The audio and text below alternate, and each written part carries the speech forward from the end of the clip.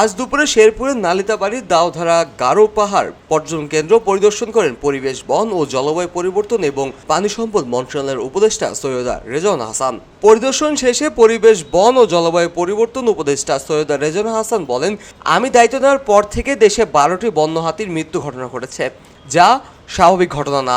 আমাদের হচ্ছে জায়গা কম থাকার কারণে এবং খাওয়া কম থাকার কারণে হাতির যেটুকুন জায়গা হাঁটার কথা দৈনন্দিন এবং যেটুকুন খাওয়া পাওয়ার কথা ওইটুকুন সে হাঁটতে পারে না, খেতে পারে না বলেই সে লোকালয়ে চলে আসে। লোকালয়ে আসার পরে তার জীবনটা কি খুব আনন্দের হয়? তা তো হয় না, তার জীবনটাও খুব কষ্টের হয়। এদিকে সাংবাদিকদের প্রশ্ন উত্তর শেষ হলে কিছু লোকজন সাংবাদিকদের উপর হামলা চালায়। এ সময় এখন টিভির জেলা প্রতিনিধি জাহিদুল খান সৌরভ, সময় টিভির চিত্রগ্রাহক বাবু চক্রবর্তী, বাংলাদেশ খবরের শাহরিয়ার শাকির সহ 6 জন আহত হয়।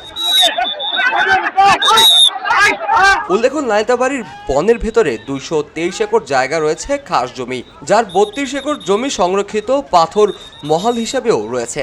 সম্প্রতি বনের ভেতরে দাওধারা গারো পাহাড়ের পর্যটন কেন্দ্র স্থাপনের উদ্যোগ নেয় উপজেলা প্রশাসন। কাজ শুরুর পর বন্য হাতি সংরক্ষণ, সামাজিক বনায়ন বিধি ও বনাঞ্চল টিকিয়ে রাখার সুপারিশে পর্যটন কেন্দ্র স্থাপনের আপত্তি জানায় স্থানীয় বন বিভাগ।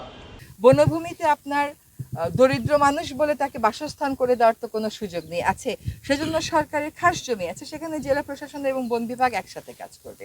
বালু উত্তোলন যদি অনিয়ন্ত্রিত হয় বন্ধ করে দিতে হবে। বালু না থাকলে 10 বছর আগের সার্ভের বেসিসে বালু মহল ঘোষণা করা যাবে না। এবং বালু মহলের যখন ধরতে আসা হয় শ্রমিক ধরে নিয়ে যায়, শ্রমিক ধরে নিয়ে গেলে তো কোনোদিন লাভ হবে না। শ্রমিকের পিছনে কে কাজ করছে জেলা প্রশাসনকে আর পুলিশ প্রশাসনকে সেটা জানতে হবে।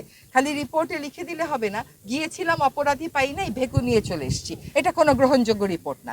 এরকম রিপোর্ট সরকার আর গ্রহণ করবে না। তাদেরকে বলতে হবে যে এই বালু উত্তোলন আর পাথর উত্তোলনের পিছিয়ে কারা আছে, এই নাম মুখে আনতে হবে এবং তারপরে তাদেরকে ব্যবস্থা গ্রহণ করতে হবে। এটা গত রাতেও ইনস্ট্রাকশন দেওয়া হয়েছে।